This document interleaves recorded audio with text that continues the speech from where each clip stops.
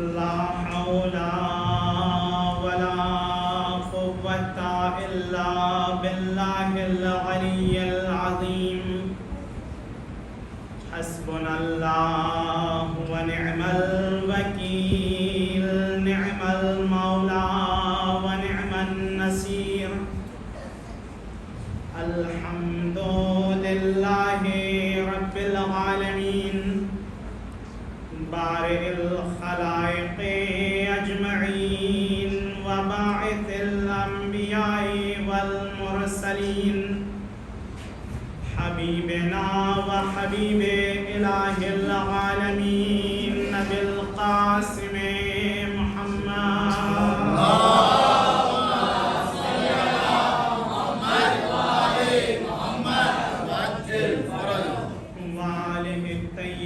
الطاهرين المعصومين المظلومين المنتجبين المنتخبين الميامين، لا سيما بقية الله في الأرضين. روحي وأرواح العالمين لتراب مقدمه الفداء. اللهم عجل فرجه وسهل مخرجه، وجعلنا من خير أعوانه وأنصاره ومقوية سلطانه، وهب لنا رأفته ورحمته ودعاه وخيرا. أما بعد، فقد قال الله تبارك وتعالى في محكم كتابه المجيد وفرقانه الحميد، وهو أصدق القائلين وقوله الحق. بسم الله الرحمن الرحيم. ومن يعظم شعائر الله فإنها من تقوى القلوب.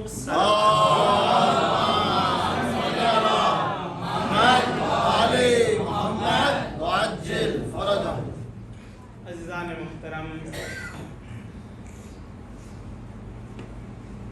میرے معزز سامعین، ایام اور لیالی کون سے ایام اور کون سے لیالی ہے، یہ آپ سبھی کو پتا ہے.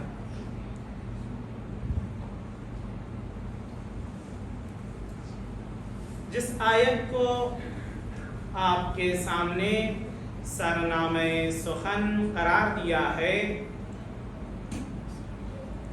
ان ایام اور ان لیالی کے حوالے سے ایک ان آیتوں میں سے ہے جس میں اللہ جل جلالہ و عظم شأنہ ارشاد فرماتا ہے وَمَن يُعَظِّمْ شَعَائِرَ اللَّهِ، جس نے اللہ کی نشانیوں کی تعظیم کی، فَإِنَّهَا مِن تَقْوَى الْقُلُوبِ، تو یہ جان لو کہ وہ دلی تقوی رکھنے والا ہے.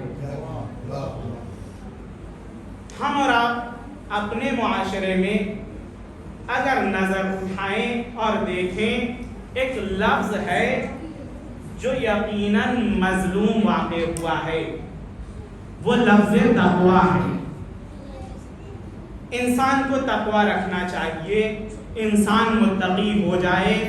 انسان کے پاس اگر تقوی ہے تو سب کچھ ہے. اس طرح کے الفاظ بہت سنائی دیتے ہیں، اور ایسے لوگ بھی کہہ رہے ہوتے ہیں جو خود تقوی سے عاری اور خالی ہیں. تقوی ایک مظلوم لفظ ہے جس کو استعمال سب کر رہے ہیں، لیکن گہرائی تک پہنچنے والے بہت کم ہیں. آیت میں اللہ نے اس گہرائی کی طرف اشارہ کیا ہے اور فرمایا کہ اگر تمہیں تقوی رکھنا ہے تو میں بتاؤں گا کہ کون سا تقوی رکھنا ہے. کوئی معمولی لفظ نہیں ہے. اللہ نے کہا میں بتاتا ہوں کون سا تقوی رکھنا ہے. تقوی دو طریقے کا ہوتا ہے.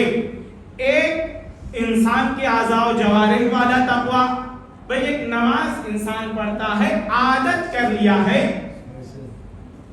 آپ اگر تاریخ کا جائزہ لیں, جب مأمون کے سامنے اذان ہوتی تھی تو وہ اپنے تخت پہ لرزنے لگتا تھا, کہتا تھا اللہ بلا رہا ہے اور میں یہاں پر بیٹھا ہوں, کیسے میری غلطی معاف ہو سکتی ہے.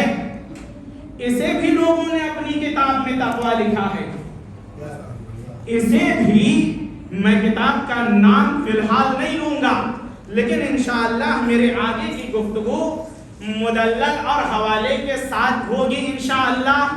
کتابوں میں لکھا ہے کہ یہ ہے تقوی کہ ایک شخص مسند پر بیٹھے, وہ بھی مامون جیسا شخص, اذان سنائی دے اور اس کا بدن لرزنے لگے.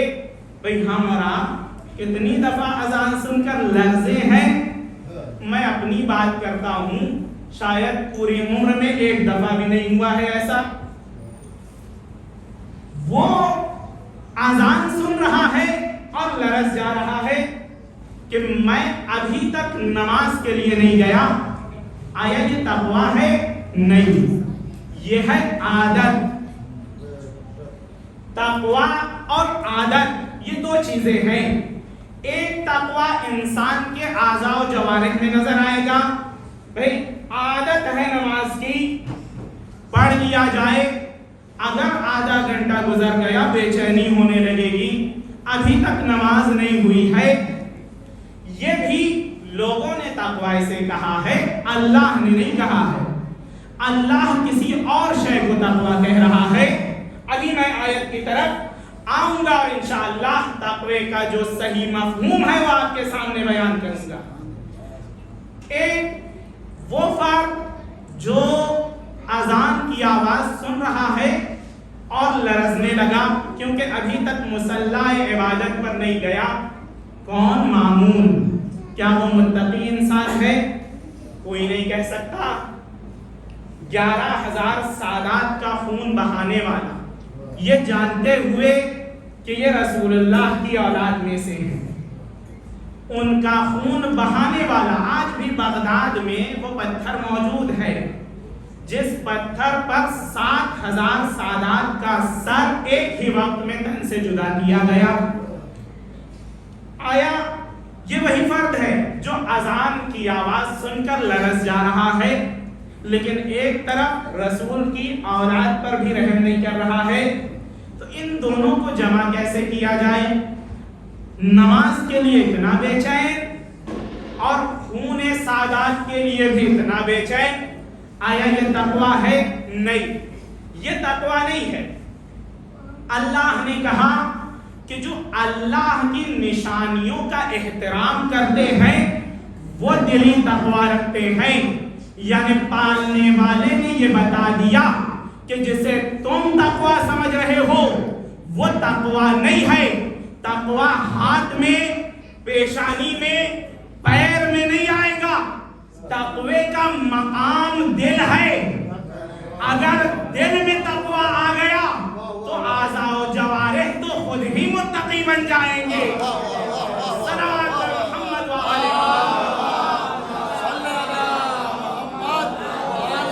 محمد. دل میں تقوی ہونا چاہیے. امام حسین علیہ السلام نے کیا کیا؟ آنکھوں پر قبضہ نہیں کیا ہے. اگر آنکھوں پر قبضہ کیا ہوتا 1 سال 2 سال 4 سال 10 سال بعد یہ آنسو رک گئے ہوتے. امام نے آنکھوں پر قبضہ نہیں کیا, زبان پر امام نے حکومت نہیں کی ہے, ورنہ 1 سال 2 سال 10 سال 100 سال 2 نسل ختم ہوتی, ذکر حسین ختم ہو جاتا. حسین نے نہ زبان پر حکومت کی نہ آنکھوں پر, بلکہ اعضاء و جوارح میں سے جو سب سے اشرف اعضاء تھا جو سب سے اعلیٰ اشرف اور سب سے بہتر حصہ تھا اس پر حکومت کی ہے، یعنی دل پر حکومت کی ہے۔ اور روایت یہ کہتی ہے اگر دل پر حکومت ہو جائے تو ہاتھ خود بخود گواہی دیں گے، پیشانی خود بخود گواہی دے گی، پیر خود بخود گواہی دیں گے۔ اور اس کی ایک مثال بھی سمیت تمار ہے، زبان کٹ گئی ہے لیکن علی علی کہنا نہ چھوڑا۔ صلوات پر محمد وآلہ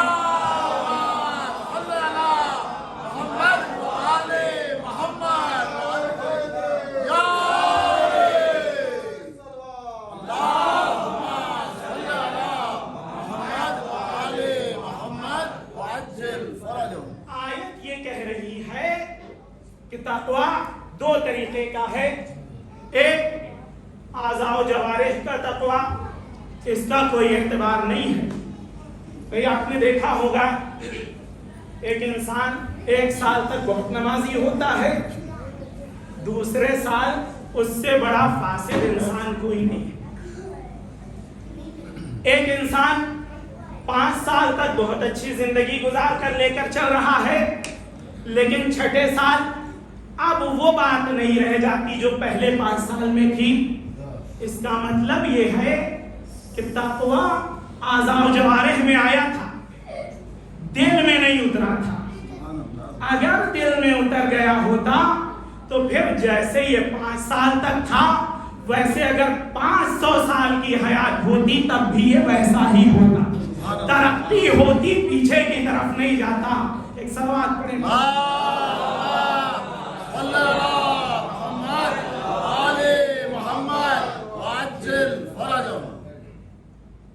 یہ تقوی ہے۔ اللہ اس آیت میں بیان فرما رہا ہے وَمَن يُعَظِّمْ شَعَائِرَ اللَّهِ فَإِنَّهَا مِن تَقْوَى الْقُلُوبِ، جو اللہ کے نشانیوں کا احترام کرتے ہیں، جو اللہ کی نشانیوں کا احترام کرتے ہیں وہ دلی تقوی رکھتے ہیں۔ بھئی شعائر اللہ اس آیت میں کیا مراد ہے؟ اس سے تفسیر میں بیان ہوا شعائر حج کی نشانیوں کو کہا جاتا ہے۔ صفا اور مروہ شعائر اللہ ہے۔ فَإِنَّ الصَّفَا وَالْمَرْوَى مِن شَعَائِرِ اللَّهِ، صفا اور مروہ اللہ کی نشانی۔ حج میں جناب ابراہیم کی قربانی، جناب اسماعیل کو جب لے گئے اور وہ پورا قصہ جو آپ نے کئی دفعہ سنا ہے، یہ پیش آیا، دمبے کی قربانی ہوئی، یہ بھی اللہ نے شعائر اللہ قرار دیا ہے، اللہ کی نشانی ہے۔ کیوں؟ ایک نبی کو لے کر آیا اور نبی نے نبی کو قربان کرنا چاہا اور اللہ نے اس قربانی کے عوض بچانے کے بعد دمبا بھیج دیا۔ اس لیے ہم اس کو شعائر میں گنتے ہیں، اللہ کی نشانی مانتے ہیں، یعنی نبی کا بچ جانا اللہ کی نشانی، نبی کا بچ جانا اللہ کی نشانی۔ اور اگر آخری نبی کے نواسے نے قربانی دے دی اور دین کو بچا لیا، یہ بھی اللہ کی نشانی ہونی چاہیے۔ بھائی جناب ابراہیم نے ایک قربانی پیش کی، اللہ نے اس نبی کو بچا لیا۔ اب بتائیے کہ وہ نبی افضل یا اللہ کی شریعت؟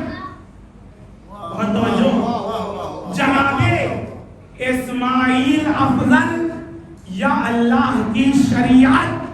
کہا کہ اللہ کی شریعت، کیونکہ اللہ کے قانون کو بچانے کے لیے نبیوں کو بھیجا گیا تھا، قانون کو پھیلانے کے لیے نبیوں کو بھیجا گیا۔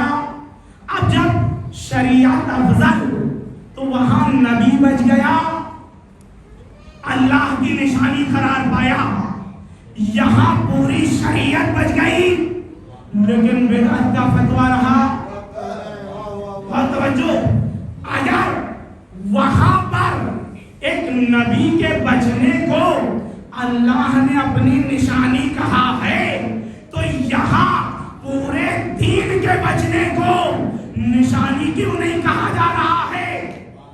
بلکہ اس نشانی کے مقابلے میں کچھ لوگ کھڑے ہوئے ہیں, کہہ رہے ہیں وہ صحیح یہ غلط.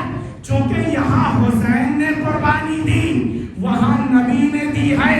بھائی یہ عناد نہیں ہے تو اور کیا ہے؟ جو پوری شریعت بچا جائے اس کو اللہ کی نشانی نہ مانا گیا. صلوات پر محمد.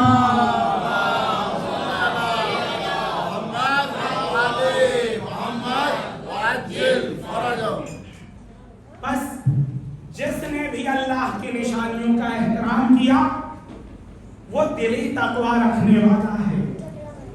عزیزو, ایام وہ ایام ہے جہاں تذکرہ کچھ خاص ہستیوں کا ہونا چاہیے.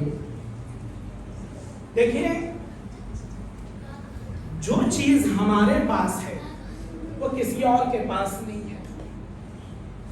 آپ کو پتا ہے 250 سال جنگ چلی ہے پروٹسٹان اور کیتھولک میں. 250 سال قتل عام. عیسائیوں میں 2 فرقے اس وقت وجود میں آئے تھے, آج 9 فرقے ہیں. 2 اس وقت وجود میں آئے تھے, ایک پروٹسٹان اور ایک کیتھولک. کہنا کیا تھا ان کا؟ دیکھیں, افراط اور تفریط 2 ایسی چیزیں ہیں جو انسان کو نابود کر دیتی ہیں. یا حد سے بڑھ جانا یا حد سے کم ہو جانا. امیر المومنین نے بڑا خوبصورت جملہ فرمایا,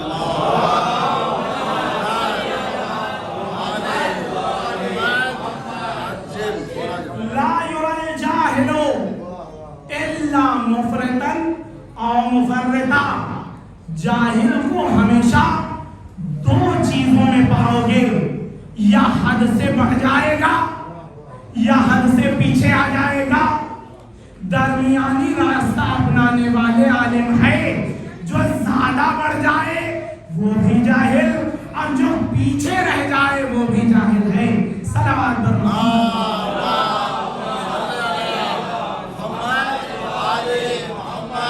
ان کا دعویٰ کیا تھا؟ پروٹسٹان اور کیتھولک, ان کا دعویٰ یہ تھا, پروٹسٹان کہتے تھے کہ سب کچھ چھوڑ دو, دنیا کی کوئی چیز استعمال نہیں کرنی ہے, نہ اچھا کھانا کھانا ہے, نہ شادی کرنا ہے, نہ پھر دنیا کے کسی کام میں ہمیں لگاؤ رکھنا ہے. ایک صلوات پڑھتے ہوئے آگے آ جائیے.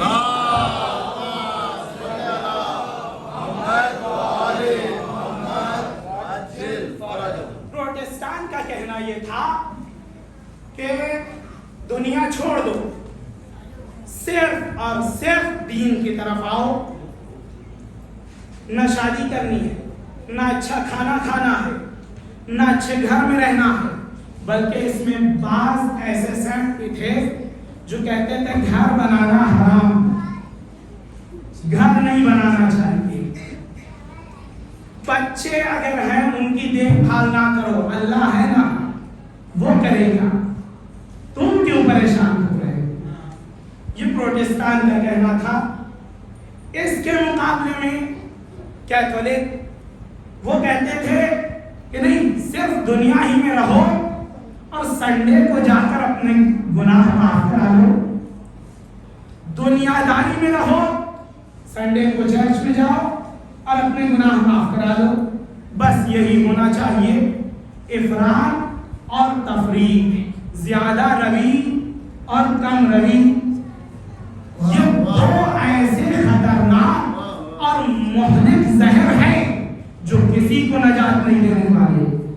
زیادہ روی اور کم روی, شاید بعض علماء غدیر کے مقام پر جو ایک اشارہ نبی نے کیا ہے وہ یہی کہنا چاہتے ہیں، آگے والوں کو پیچھے بلایا، پیچھے جو رہ گئے تھے ان کے آنے کا انتظار کیا، یعنی نبی نے اپنے عمل سے بتایا نہ مجھ سے آگے بڑھنا ہے اور نہ مجھ سے پیچھے رہنا ہے، میرے ساتھ ساتھ چلنا ہے۔ صلوات پر محمد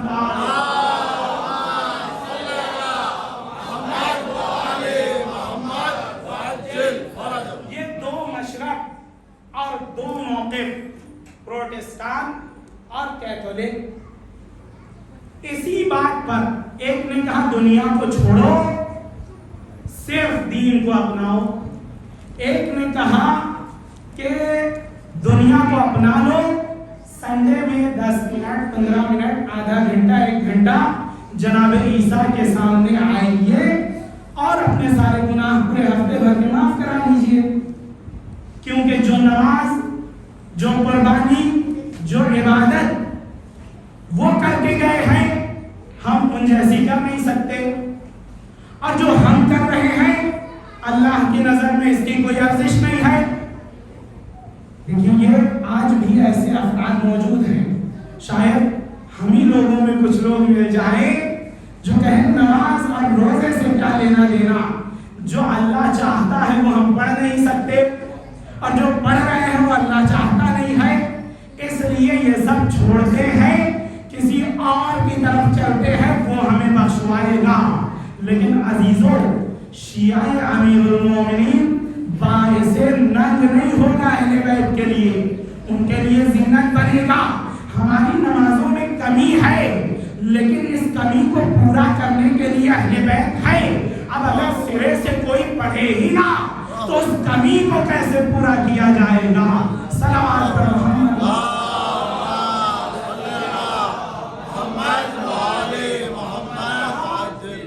دو موقف، دو مشرق، پروٹسٹان، کیتھولک، ایک نے کہا دنیا ہی سب کچھ ہے، دوسرے نے کہا دنیا میں آنا ہی نہیں ہے، دنیا سے لگاؤ ہی نہیں رکھنا ہے، بلکہ صرف دین۔ شادی چھوڑ دو، گھر بنانا چھوڑ دو، اچھے کھانا کھانا چھوڑ دو، سب کچھ چھوڑ کر دین کا رخ کرو۔ افراط اور تفریط، رسول اللہ کے زمانے میں تھے کچھ ایسے اصحاب جنہوں نے گھر سے دوری اختیار کر لی تھی، گوشت نہیں کھاتے تھے، خوشبو لگانا چھوڑ دیا تھا، کہا ہم صرف اللہ کے عبادت کریں گے۔ کچھ عورتیں آئیں، آنے کے بعد رسول اللہ سے کہا یا رسول اللہ، 3 لوگوں کی بات ہے یہ، کہا یا رسول اللہ ہمارے شوہروں نے گھر چھوڑ دیا ہے، ہماری طرف نظر نہیں کر رہے ہیں، بچوں کی طرف نہیں دیکھ رہے ہیں، اچھے کھانے نہیں کھا رہے ہیں، وہ صرف عبادت میں مصروف ہیں۔ رسول اللہ غضب کی حالت میں، روایت بتاتی ہے ابا ایک دوش پر تھی دوسرے پر نہیں، زمین سے لگتی ہوئی ابا جا رہی تھی، رسول اللہ غضب کی حالت میں منبر پر گئے اور کہا لوگوں کو بلایا جائے۔ ان تینوں کو بھی بلایا گیا جو یہ کام کر رہے تھے۔ جب بلایا گیا رسول اللہ نے فرمایا تمہارا نبی گوشت کھاتا ہے، تمہارا نبی خوشبو استعمال کر رہا ہے، تمہارا نبی گھر میں رہ رہا ہے، تمہارا نبی شادی کر رہا ہے۔ اگر یہ تقوی اور اللہ سے قریب کرنے کا سبب ہوتا جو تم انجام دے رہے ہو تو تمہارا نبی پہلے یہ کام کرتا، تمہاری نوبت نہیں پہنچتی۔ اس کا مطلب یہ ہے تم نے ذہن میں تقوی کا ایک معنی بنایا ہے اور اسی پر عمل کر رہے ہو۔ ذہن کے تقوی پر عمل مت کرو، شریعت کے تقوی پر عمل کرنا ہے۔ صلوات پر محمد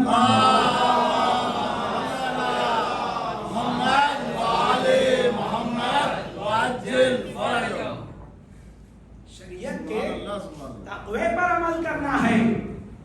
اب یہ دو فرقہ پروٹسٹان کیتھولک، دیکھیے میں جو مناسبت چل رہی ہے اس بارے میں کچھ بتانا چاہتا ہوں کہ آپ کہاں بیٹھے ہیں. یہ دو فرقہ جب ان کا نظریہ الگ، مشرب الگ، ایک دنیا پرست اور ایک دنیا کو دور دور سے بھی نہیں دیکھ رہا ہے، ان دونوں میں ہوئی جنگ. 250 سال لڑائی چلی، یہاں تک کہ پیرس کے جو چرچ تھے خراب ہوئے، کتنے عیسائی عالم اس میں مر گئے اسی 250 سال کی جنگ میں. اور پھر اس کے بعد کچھ پادری ایسے آئے جنہوں نے کہا کہ اب مل کر چلنا ہے، وگرنہ دشمن کو ہماری کمزوری پتہ چل جائے گی. ہم الگ الگ ہیں، ہماری کمزوری پتہ چل جائے گی، اب مل کر رہنا ہے. اور دونوں مل گئے آپس میں. اس کے بعد یہ ساری کتابیں لکھی گئی جو دین کے خلاف لکھی گئی ہے کہ دین ترقی سے روکتا ہے یا نہیں. کچھ لوگوں نے اس مشرب کو اپنایا کہ دین ترقی سے روک دیتا ہے. کچھ نے آ کر ڈیکارٹ جیسے لوگوں نے ایک بڑا جملہ کہا کہ دیندار وہی ہوگا جو جاہل ہوگا، اور جو عالم ہوگا وہ دین کو نہیں رکھے گا. یہ سب نظریے اس دور کے ہیں جو آج بھی چلے آ رہے ہیں. آج تھوڑا سا رنگ و نواب دے کر اس کو چمکا دیا گیا ہے، وگرنہ نظریہ وہی ہے. کیا کہا جا رہا ہے؟ دین ایک الگ وادی ہے، دنیا ایک الگ وادی ہے. دنیا والے دین نہیں سمجھ سکتے اور دین والے دنیا نہیں سمجھ سکتے. یہ جملہ آج مشہور جملہ ہے اور لوگوں نے کتابوں میں بھی لکھا ہے کہ دین والے دنیا نہیں سمجھ سکتے، دنیا والے دین نہیں سمجھ سکتے. لیکن رسول اللہ نے 1400 سال پہلے ایک حدیث بیان فرمائی تھی اور کہا تھا اللہ کی لعنت ہو اس شخص پر جو دنیا کی وجہ سے دین کو چھوڑ دے، اور اللہ کی لعنت ہو اس شخص پر جو دین کی وجہ سے دنیا کو چھوڑ دے. یہ بہت بڑا جملہ ہے. نہ دنیا چھوٹے نہ دین. کمال مومن یہی ہے کہ دین اور دنیا کا بیلنس اتنے بہترین طریقے سے بنا کر چلے، نہ یہ چھوٹنے پائے اور نہ یہ چھوٹنے پائے. صلوات پر محمد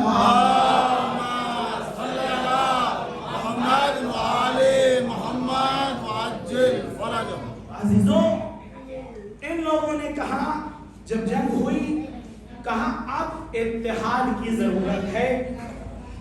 اس زمانے کے پادری جب آپس میں میٹنگ کر رہے تھے، ایک نے ایک بڑا حسین جملہ کہا. آپ کہاں بیٹھے ہیں یہ دیکھیے گا. ایک نے بڑا حسین جملہ کہا میں نے دنیا کا جائزہ لیا، ایک چیز اگر ہمارے پاس ہوتی سونے پہ سہاگا ہو جاتا. وہ کیا کہا؟ اگر امام حسین علیہ السلام عیسائی ہوتے،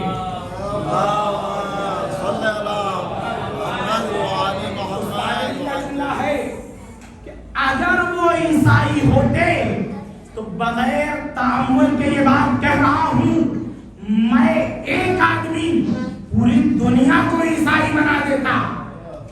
کیوں؟ اس لیے کہ ان کی درسگاہ ایسی درسگاہ ہے جہاں ہر طریقے کی بات کی جا سکتی ہے، ہر موضوع پر بات ہو سکتی ہے، اور ہر شہر ہر گاؤں میں پیغام پہنچایا جا سکتا ہے. تو اگر وہ ہمارے ہوتے، میں پوری دنیا کو عیسائی بنا دیتا. اسی ممبر سے عزیزوں، اس ممبر کی اہمیت جانیے، اس فرش عزا کی اہمیت جانیے. ایک عیسائی یہ دعویٰ کر رہا ہے کہ اگر حسین کی مجلس عیسائیوں کے حصے میں چلی گئی ہوتی تو وہ پوری دنیا کو عیسائی بنا دیتے. اب یہ ہمارا ہنر ہونا چاہیے. مجلس حسین ہمارے اختیار میں ہے، ہمارے پاس ہے. اب ہمارا وظیفہ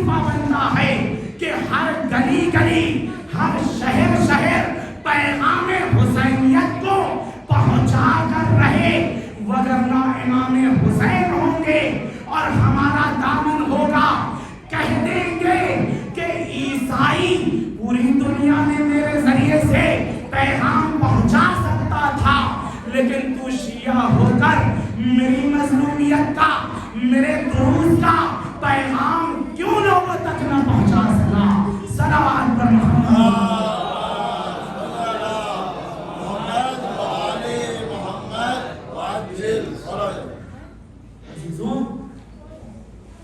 یہ فرش ازا ایسا فرش ازا ہے جس کی خواہش ایک عیسائی کر رہا ہے، وہ بھی معمولی انسان نہیں، ایک پادری، ایک وہ روحانی جو چرچ کا مجتہد ہے، ان کے اپنے زبان میں ایک مجتہد ان کے حساب سے وہ یہ کہہ رہا ہے کہ کاش امام حسین ہمارے حصے میں آ جاتے ہیں، پوری دنیا کو عیسائی بنا دیتے ہیں۔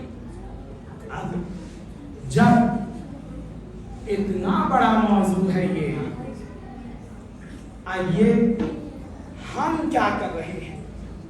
آئے ہم نے بھی وہ پیغام پہنچایا؟ دیکھیے ہر وہ فرد جو یہاں آ رہا ہے مجلس میں، چاہے وہ کوئی بھی مجلس ہو، ضروری نہیں ہے کہ ایک خاص مجلس، تمام مجلسوں میں جو آ رہا ہے کچھ ذمہ داری لے کر آ رہا ہے اور کچھ ذمہ داری لے کر جائے۔ ایسا نہ ہو 1 گھنٹہ بیٹھے لیکن اپنی ذمہ داری بھول کر یہاں سے نکلے۔ حقیقت میں اب میں خود سے شروع کرتا ہوں، کیونکہ آپ لوگ الحمدللہ سب مومن، ساری کمی میرے اندر ہے، اس لیے شروعات بھی میں خود سے کر رہا ہوں۔ اب اگر کسی میں یہ کمی ہے میرے جیسی، وہ بھی اپنی اصلاح کرے۔ ایک صلوات کا سہارا۔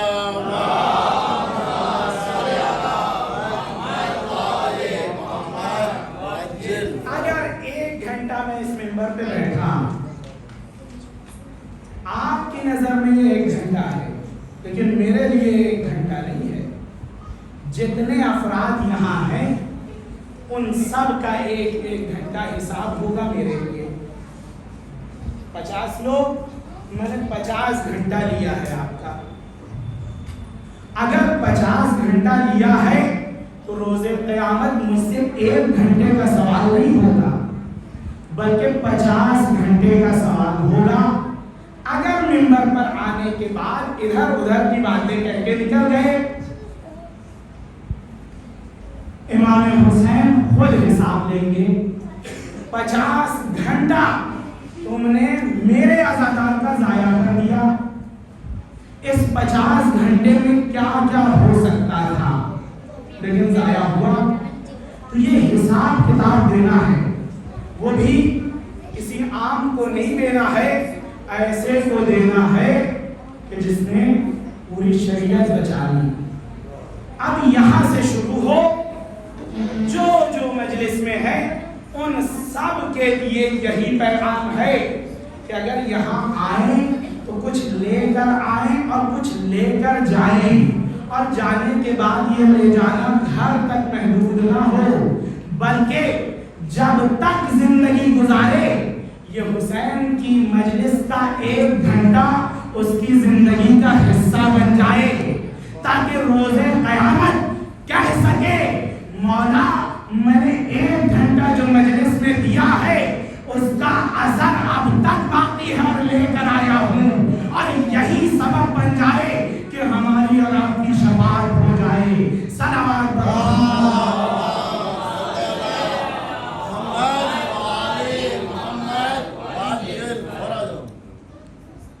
جناب ابو بصیر بہت خاص صحابی ہیں، ان کو جناب سلمان بھی کہا گیا ہے اپنے زمانے کا۔ اب آپ سمجھ جائیے وہ کیا ہے۔ جناب سلمان کی عظمت تو کسی سے ڈھکی چھپی نہیں ہے، ماشاءاللہ منا اہل البیت سبھی کی زبان پر ہے۔ یہ امیر المومنین کے زمانے کے سلمان تھے۔ ابو بصیر امام صادق علیہ السلام کے زمانے کے سلمان تھے۔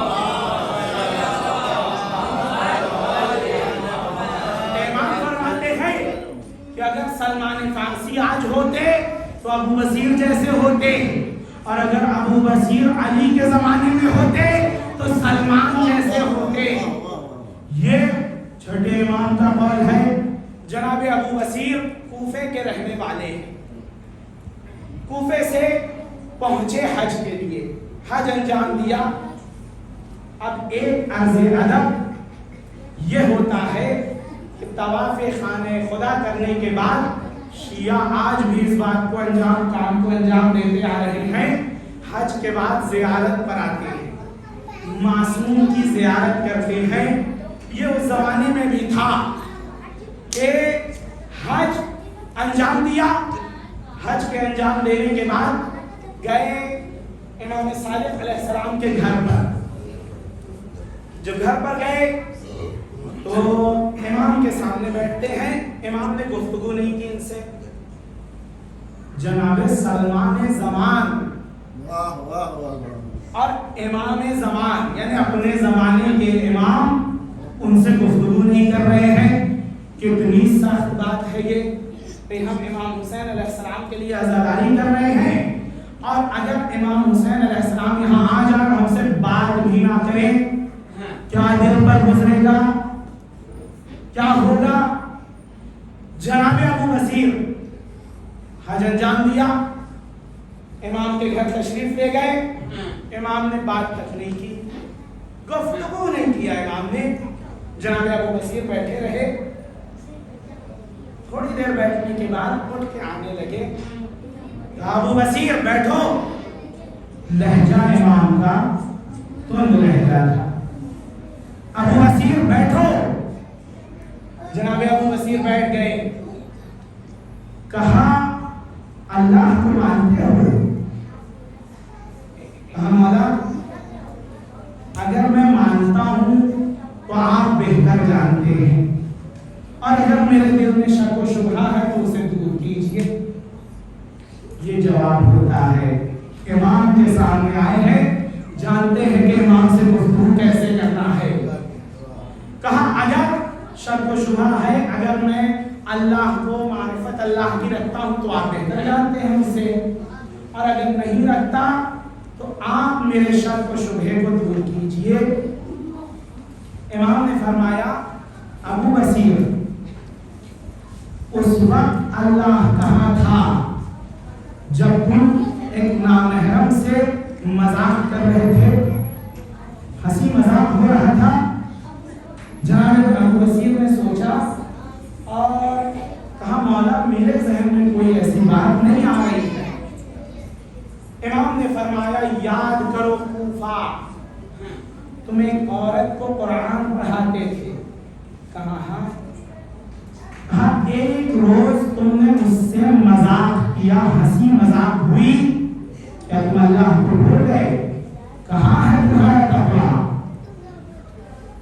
جناب ابو بصیر نے کہا مولا میں قرآن پڑھا رہا تھا۔ امام نے بڑا عجیب جملہ فرمایا ہے، کہا قرآن پڑھانا اس بات کی دلیل نہیں بنتا کہ تم گناہ کو انجام دو۔ کہا میں قرآن پڑھا رہا تھا۔ امام نے فرمایا کہ قرآن کو پڑھانا یہ دلیل نہیں ہوتا کہ گناہ بھی انجام دیا جائے۔ تم نے اس خاتون سے کچھ مذاق کیا، ایسا نامناسب مذاق، امام تک بات بہرحال امام ہے، امام تک بات پہنچی۔ امام نے فرمایا اس وقت تمہارا اللہ کہاں تھا؟ کہا مولا غلطی ہو گئی، آج سے یہ کام نہیں ہوگا۔ کون؟ امام صادق علیہ السلام جناب ابو بصیر تک کو نہیں چھوڑ رہے ہیں، جن کے بارے میں یہ روایت کا جملہ ہے چند لوگوں کے بارے میں۔ 6 لوگ تھے، لولا ہاؤلائے لندرست آثار النبوہ، ایک بڑی تعبیر ہے یہ۔ امام نے فرمایا اگر یہ 6 لوگ نہ ہوتے تو نبوت کے آثار ختم ہو جاتے۔ ان میں ایک جناب ابو بصیر ہے، نبوت کے آثار ختم ہو جاتے۔ یہ معمولی جملہ نہیں ہے، اگر یہ 6 لوگ نہ ہوتے تو نبوت کے آثار، جو باتیں جو روایتیں ہم تک پہنچی ہے، ہم تک آسانی سے تو آئی نہیں ہے، بڑی مشکلوں کے ساتھ آئی ہے۔ آج زمانہ مساعد ہے، ہم کھل کر باتیں کر سکتے ہیں، روایت بیان کر سکتے ہیں۔ ایک زمانہ ایسا بھی تھا گھر میں دو بھائی بیٹھتے تھے اور جب دو بھائی بیٹھتے تھے تو ایک بھائی دوسرے بھائی کو قسم دیتا تھا کہ یہ روایت جو میں بیان کر رہا ہوں اگر تم میرے عقیدے پر نہیں ہو تو حکومت تک مت پہنچانا ورنہ میری جان چلی جائے گی. اور پھر وہ بیان کرتا اور بھائی بھی اس سے خیانت کر جاتا اور جانے کے بعد حکومت تک بیان کر دیتا اور اس کی جان چلی جاتی. ایسا دور بھی گزرا ہے. یہ دور اور وہ دور بہت فرق ہے. چھٹے امام تشریف لا رہے تھے, یہی جناب ابو بصیر صلوات کا سہارا.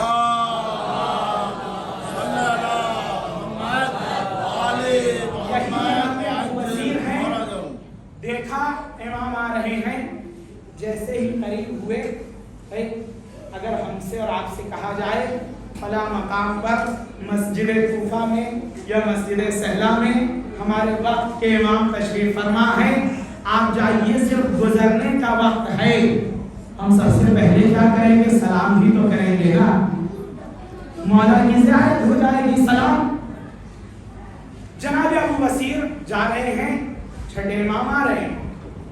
جیسے ہی چھٹے امام کو دیکھا ابو بصیر نے اپنا سر گھما لیا, امام کو سلام نہیں کیا اور چلے گئے آگے. آگے جب گئے وہ ہر زمانے میں کچھ ایسے ساتھ میں ہوتے تھے جن کا کام صرف ایک ہوتا تھا کہ دیکھیے یہ کیا کر کے گئے, تو بے ادبی ہو گئی آپ کی, ایسا نہیں کرنا چاہیے تھا. ہر زمانے میں ہے, الحمدللہ ہمارے زمانے میں بھی ہے. ایک سوال پڑے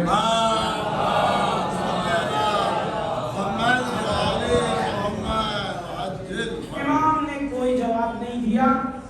گھر پہنچے, کہا ابو بصیر نے اپنے اس عمل سے میرے دل میں جگہ بنا لی ہے. سلام نہ کرنے سے بھی انسان امام کا چہیتا ہو سکتا ہے, بس اسے پتا چل جائے کہاں سلام کرنا ہے اور کہاں نہیں کرنا ہے, کہاں بولنا ہے, کہاں خاموش رہنا ہے. جس دن یہ پتا چل گیا تو ہم اور آپ بھی اہل بیت کے چہیتے بن سکتے ہیں. صلوات.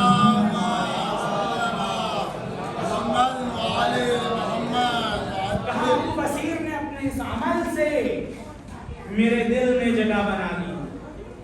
جو امام کے دل میں جگہ بنا لے, اب آپ اس کے بارے میں سوچ لیجئے کہ وہ کیا ہوگا. کہا مولا سلام نہیں کیا. کہا تم نے اطراف میں دیکھا تھا کہ کون کون ادھر ادھر ٹہل رہا تھا؟ کہا نہیں میں نے نہیں دیکھا. کہا جناب ابو بصیر کا نام صرف بصیر نہیں ہے, وہ خود بھی بصیر ہے, بصیرت والے ہیں. میرے اطراف میں حکومت کے جاسوس بھی تھے, وہ دیکھ رہے تھے کہ کون کون ہے جو ان کو مانتا ہے. اگر زیادہ لوگ مانے تو ان کو قتل کر دینا چاہیے تاکہ امامت ختم ہو جائے, اور اگر کوئی نہیں مان رہا ہے تو جیسے سب زندگی گزار رہے ہیں ان کو بھی زندگی گزارنے دیا جائے. ابو بصیر اس بات کو سمجھ رہے تھے. دیکھا حکومت کے اطراف میں, حکومت کے اطرافی امام کے اطراف میں ٹہل رہے تھے, اس لیے ابو بصیر نے مجھے سلام نہیں کیا تاکہ حکومت والے سمجھ جائیں کہ امام کے زیادہ چاہنے والے نہیں ہے. ابو بصیر جو اتنا بڑا عالم ہے وہ جب نہیں مان رہا ہے امام کو تو دوسرے لوگ بھی نہیں مان رہے ہوں گے. یہ سبب ہوا کہ حکومت والے چلے گئے اور میری جان بچی. ابو بصیر کا سلام نہ کرنا امام کے جان کی حفاظت کے لیے تھا, تو جو جس کی زندگی حفاظت امام میں گزرے وہ امام کا خاص ہوتا ہے.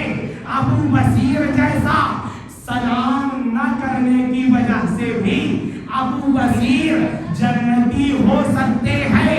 اب سلام نہ کرنا بری بات نہیں ہے, اگر وقت کو دیکھ لیا جائے کہاں سلام کرنا ہے کہاں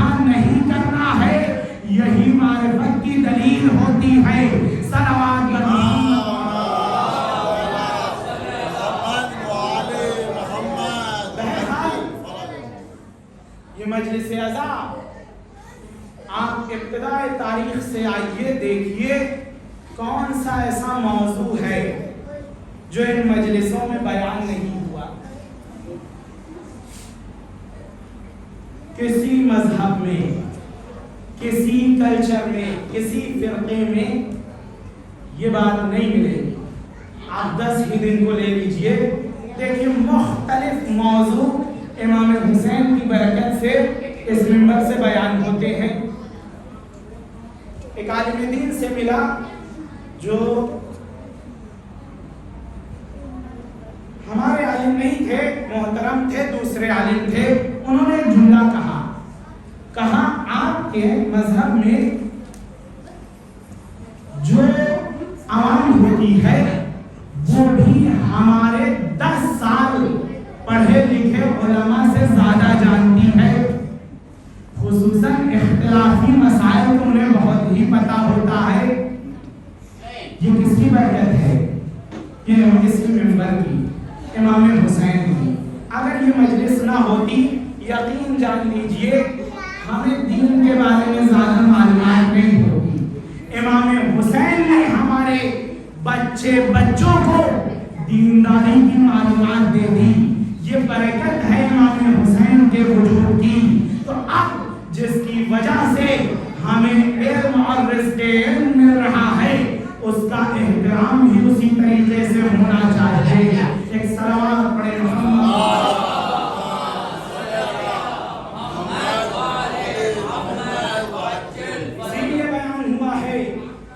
آداب مجالس میں. ایک ادب یہ ہے کہ انسان مجلسوں میں آئے باوضو آئے، وضو کے ساتھ طہارت کے ساتھ آئے. کہاں بیٹھا؟ کہ ہمارا عقیدہ ہے نا کہ جس جگہ پر سے مجلس بچھا دیا جاتا ہے کوئی آئے یا نہ آئے، شہزادی کونین ضروراتی ہیں اپنے لال کا وسائل. ایک عالم دین حسام مجتہد تھے، حسام نام ہے ان کا، اور علامہ مجلسی کے دور کے ہیں. یعنی 11ویں 12ویں صدی کے 12ویں قرن کے حسام. کچھ مجتہدین، کچھ علماء ایسے ہیں جو ہمارے درمیان بھی مظلوم ہیں، نہیں جانتے ہم ان کو، ان کے بارے میں نہیں جانتے. ان میں ایک حسام ہیں جو بہت بڑے عالم دین تھے، علامہ مجلسی کے استادوں میں بھی تقریباً یہ 2 سال تک تھے. استاد تھے علامہ مجلسی کے. مجلسیں بہت پڑھتے تھے، کہتے تھے جب تک سانس آتی رہے گی مجلس پڑھنا نہیں چھوڑوں گا، فتویٰ دینا چھوڑ دوں گا، مجلس نہیں چھوڑوں گا. مجتہد کا ایک کام فتویٰ دینا ہے. اب فتویٰ دینا چھوڑ سکتا ہوں کیونکہ بہت سے ہیں جو فتویٰ دے رہے ہیں اور لوگوں کی ضرورتیں پوری ہو رہی ہیں، لیکن حسین کی مجلس نہیں چھوڑوں گا کیونکہ یہ میں اپنے لیے کر رہا ہوں، کسی کے لیے نہیں کر رہا. حسام 7 مجلسیں ایک روز میں، اس سال جس سال کی یہ بات ہے، ایک روز میں 7 مجلسیں ان کو پڑھنا تھا. اب صبح سے شام تک جیسے بھی وقت رہا ہو، آخری مجلس میں جب پہنچے بہت دیر ہو گئی. جب پہنچے وہاں مجلس ختم ہو چکی تھی. ایران کا یہ رول ہے کہ اب ہندوستان میں ایک ہی آدمی فضائل بھی پڑھے اور مسائل بھی. ایران میں اس طرح ہوتا ہے کہ فضائل کوئی بھی عالم نہیں پڑھتا ہے، ایک جملہ مسائل کا بول کر ادھر جاتا ہے، اور مسائل پڑھنے والے دوسرے افراد ہوتے ہیں جو مسائل 10-15 منٹ 20 منٹ جو بھی پڑھنا ہو شروع کر لیتے ہیں. مولانا صاحب جانتے ہیں مستحضر ہیں. حسام جب پہنچے عالم دین وقت کافی ہو چکا تھا اور جو مسائل پڑھنے والا تھا اس نے مسائل پڑھ لیا تھا. جب مسائل پڑھ چکا یہ پہنچے گلی میں، جب پہنچے تو سارے لوگ مجلس سے نکل رہے تھے. کہا کیا ہوا؟ کہا مجلس ختم ہو گئی، مسائل ہو چکے ہیں، ختم ہو گئی ہیں. کہا اچھا. واپس آنے لگے. صاحب خانہ جس کے گھر مجلس تھی انہوں نے کہا آئیے چائے پی لیجئے. کہا نہیں میں گھر جا رہا ہوں، اور واپس آ گئے. اہلیہ سے کہا کہ کچھ کھانا آمادہ ہو تو دے دیجئے. کھانا کھایا، سو گئے. جب سوئے عالم رویا میں، عالم خواب میں شہزادی کونین سلام اللہ علیہا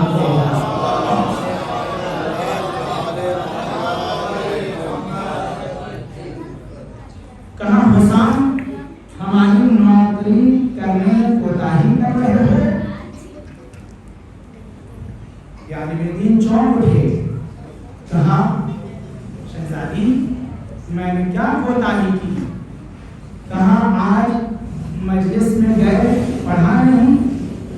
کہا شہزادی وقت نہیں تھا. اس طرح سے ہوا کہ جب میں پہنچا تو سب لوگ مسائل پڑھ کے جا چکے تھے. کہا یاد ہے صاحب خانہ نے تم کو چائے پر بلایا؟ کہا وہ کیوں نہیں کیا؟ لوگ جا چکے تھے، کیا میں بھی چلی گئی تھی؟ دیکھیے مجلس کیا ہونی چاہیے؟ لوگوں کے لیے نہیں ہونی چاہیے. ہم مجلس میں کیوں آتے ہیں اس کو سمجھنا ہے. ہم مجلس میں اس لیے اگر آ رہے ہیں کہ 10 20 30 40 50 لوگ اکٹھا ہو رہے ہیں، ہم بھی پھر اپنا علاج کرنا ہوگا. یہ خلوص کے منافی ہے. ہمارا مجلس میں آنے کا سبب یہ ہونا چاہیے کیونکہ ایک اور بیوی ہے جو عزادار بن کے آ رہی ہے. ہم ان کے لیے آ رہے ہیں. اب چاہے کوئی رہے یا چلا جائے وہ اس وقت تک نہیں جائیں گی جب تک اپنے لال کا پرسہ نہ لے لے. تو اب مجلس میں اگر ہم آ رہے ہیں شہزادی کے لیے آئی، حسام تم لوگوں کو دیکھ کر واپس ہو گئے، یہ بھی نہ سوچا کہ میں تمہارا انتظار کر رہی ہوں، تمہارا پرسہ میں نے نہیں لیا ہے. عزیزو مجلس وہ مجلس ہے جہاں شہزادی آ رہی ہے، پرسہ لیے بغیر نہیں جانے والی، اپنے لال کا پرسہ لے کر جائیں گی. عزیزوں انشاءاللہ کل سے باقاعدہ طور پر اپنی گفتگو شروع کروں گا. مقدمے کے طور پر آج کی جو باتیں فرش ازاں کی جو اہمیت ہے وہ آپ کے سامنے بیان کیا. یہ معمولی فرش نہیں ہے. میں نے خود اپنی آنکھوں سے دیکھا. آپ نے آیت اللہ العظمیٰ وحید خراسانی صاحب کا نام سنا بھی ہوگا اور ممکن ہے ملاقات بھی ہوئی ہے. میں نے خود اپنی آنکھوں سے دیکھا ان کے گھر پر مجلس ہوتی ہے کہ 10 دن امام حسین علیہ السلام کی مجلس. فقیہ مجتہد وحید خراسانی صاحب جیسا جہاں جوتے چپل اتارتے ہیں ہمیشہ یہ وہی بیٹھتے ہیں. کوئی آیا اندر گیا ایک چپل ادھر کا ادھر ہو گیا یہ اٹھا کر صحیح کر دیتے ہیں اس کو. بیٹے ان کے نقل کر رہے تھے، محسن نام ہے ان کے بیٹے کا. کہا بابا سے میں نے پوچھا، والد گرامی سے میں نے کہا بابا یہ کیوں کرتے ہیں آپ؟ کہا میرا کوئی عمل قبول ہو یا نہ ہو مجھے یقین ہے کہ یہ عمل ضرور قبول ہوگا، کیونکہ حسین کے عزاداروں سے چپل اٹھا رہا ہوں میں. لوگ ایک چھوٹی سی چیز سمجھتے ہیں اسے، لیکن یہی چیز انسان کو جنت تک پہنچا سکتی ہے. عزاداری وہ عزاداری امام حسین علیہ السلام کی عزاداری میں بیٹھے ہیں آپ. تو عزیزو آنے کا سلیقہ کیسا ہونا چاہیے یہ بھی روایات اہل بیت سے ہم کو ملتا ہے. طہارت کے ساتھ آئے. ایسے ہی منہ دھویا چل دیے کہ نہیں ہونا چاہیے. فرش ازا پر بیٹھ رہا ہے, باوضو بیٹھے, طہارت کے ساتھ بیٹھے. بھئی ہم اور آپ بھی کہتے ہیں نا کہ اہل بیت ہر رجس سے دور ہیں, پاک و پاکیزہ ہیں. اگر ہم ہی بغیر طہارت کے اس فرش پر بیٹھے, وضو نہیں ہے, کوئی وضو نہیں ہے, طہارت نہیں ہے, فرش پر بیٹھے, آپ خود بتائیے شہزادی کیسے آئیں, کس طریقے سے آئیں؟ وہ تو ہر رجس سے دور ہے نا, وہ ہر پلیدی سے دور ہیں, اور طہارت کے بغیر اگر کوئی بیٹھا ہے, شہزادی یہاں کیسے آئے؟ میں نہیں کہتا کہ اس کا ثواب شہزادی نہیں دے گی یا اللہ نہیں دے گا, ثواب ملے گا, لیکن ایک اصول جو ہوتا ہے اس اصول سے خارج ہو جائے گا. جو شہزادی آ رہی ہے وہ کسی کو بھیج بھی سکتی ہے, ثواب مل جائے گا. لیکن کمال مجلس وہ ہے کہ جب شہزادی خود اس فرش پر حاضر ہوئی اور ہم ان کے سامنے گریا کریں, ان کے سامنے نوحہ کریں, ان کے سامنے ماتم کریں, تب یہ کمال مجلس ہے. ہاں عزیزو, آج شب دوم ہے, 2 محرم کی شب ہے. آج ہی کی شب امام حسین علیہ السلام 2 محرم کو کل کے دن کربلا پہنچ گئے تھے. پہلی محرم گزری, شب دوم آ گئی, کربلا پہنچ گئے. آپ جانتے ہیں مدینے سے جب حسین چلے تھے, چلنے کا انداز کیا تھا؟ راوی کہتا ہے کہ ایک ہجوم لگا ہوا تھا. میں نے کہا یہ ہجوم کیوں لگا ہے؟ کہا حسین اور حسین کا گھرانہ کہیں جا رہا ہے سفر پر. راوی کہتا ہے محفلیں سجائی جا رہی تھی اور ایک ایک بیوی گھر سے نکلتی اور محفل میں سوار ہو جاتی.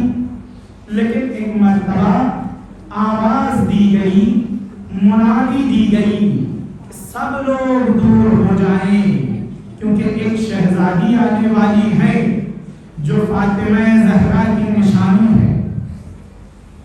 تمام لوگ دور ہو گئے, اور جب دور ہوئے راوی کہتا ہے کہ میں نے دیکھا کہ بنی ہاشم کے کچھ جوانوں نے اس شہزادی کو گھیر لیا, جس سے شہزادی کا جسم اور ان کے شبح دکھائی نہیں دے رہا تھا. ایک مرتبہ شہزادی محمل کے قریب آئی. جب محمل کے قریب آئی, ایک مرتبہ دائیں جانب دیکھا, ایک مرتبہ بائیں جانب دیکھا. اسی اثنا میں ایک قد و بالا جوان یعنی مولا عباس آگے بڑھے, ایک زانو زمین پر رکھا اور ایک زانو کو بلند رکھا. شہزادی نے ایک زانو پر اپنے پیر رکھے اور سوار ہو گئی. راوی کہتا ہے میں نے پوچھا کہ یہ کون شہزادی ہے جس کے لیے عباس آگے بڑھے اس کیفیت کے ساتھ. کہا اے شہزادی زینب ہے, عباس کی بہن. اجرکم علی اللہ, اللہ آپ کو کوئی غم نہ دے سوائے غم اہل بیت کے. ہاں عزیزو, جناب زینب کے آنے کا یہ انداز تھا. 2 محرم کو جب کربلا پہنچے ہیں نا تو ایک مرتبہ پیغام بھیجا, کہا جا کر عباس کو بلا لاؤ. کربلا کی زمین پر عباس کو بلایا گیا. بہن زینب کے سامنے دستے ادب جوڑا. بہن بلانے کی کیا وجہ ہے؟ کہا عباس حسین سے کہہ دو یہ کون سی زمین ہے کہ زینب کا دل بیٹھا جا رہا ہے. اجرکم علی اللہ, اللہ آپ کو کوئی غم نہ دے سوائے غم اہل بیت کے. مولا عباس آتے ہیں, کہا آقا حسین بہن زینب کا پیغام ہے کہ یہ کون سی زمین ہے جہاں بہن کا دل بیٹھا جا رہا ہے. حسین نے کہا عباس جا کر کہہ دو نینوا گیا ہے، کربلا پہنچ گئے. جزاکم ربکم خیر الجزا. اللہ کو کوئی غم نہ دے سوائے غم اہل بیت کے. ہاں عزیزو، یہ 2 محرم ایک ایسی تاریخ ہے جب حسین کے خیمے دریا کی جانب لگنے لگے. جیسے ہی خیمے دریا کی جانب لگنا چاہتے تھے، ایک مرتبہ لشکر یزیدی مانع ہو جاتی ہے اور کہتے ہیں دریا کے کنارے خیمے نہ لگنے دیں گے. امام حسین نے اس خیمے کو ہٹانے کی کوشش کی، لیکن مولا عباس تھے جو کبھی حسین کا چہرہ دیکھتے، کبھی خیمے کی جانب دیکھتے. میں کہوں گا مولا حسین کی طرف دیکھ رہے ہیں، بات سمجھ میں آ رہی ہے.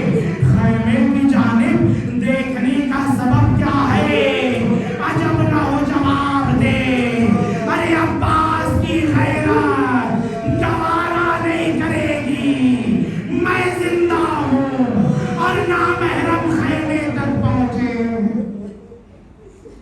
اجرکم علی اللہ.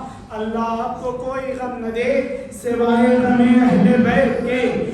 عزیزو، جب خیمے نہ لگنے دیے گئے، مولا حسین نے عباس سے کہا عباس آپ کا غیظ و غضب، آپ کا جلال کہیں اور کے لیے ہے، اسے بچا کر رکھیے، ابھی وقت نہیں آیا ہے. مولا عباس نے بڑے ہی حسرتوں سے خیمے کو دوسری جانب لگایا، اور جب خیمے لگ گئے اب اشقیاء نے پانی کا سلسلہ بند کرنے کی کوشش کی. لیکن عزیزو، اس وقت تک خیام حسینی میں اتنا پانی موجود تھا کہ اس سے بچوں کی پیاس بجھ سکتی تھی. بچے پیاسے نہ تھے. ہاں وہ وقت بھی آئے گا جہاں الاتش کی صدائیں بلند ہوتی رہیں گی اور کوئی پرسانی حال نہ ہوگا. اجرکم علی اللہ. اللہ کو کوئی غم دے سوائے غم اہل بیت کے. ہاں عزیزو، یہ حسین کی آمد ہے. حسین کی جب آمد ہوئی ہے، ایک اور تاریخی منظر یاد آیا. امام حسین نے فرمایا عباس عباس جاؤ دیکھو ہرن کے ناف گری ہوگی جو کہ مشک کی خوشبو دے رہی ہوگی، وہ اٹھا لاؤ. مولا عباس جاتے ہیں، ایک ہرن کی ناف گری ہوئی تھی، اسے اٹھایا اور لانے کے بعد امام حسین کے حوالے کر دیا. امام حسین نے سونگا، استشمام کیا اور رونے لگے.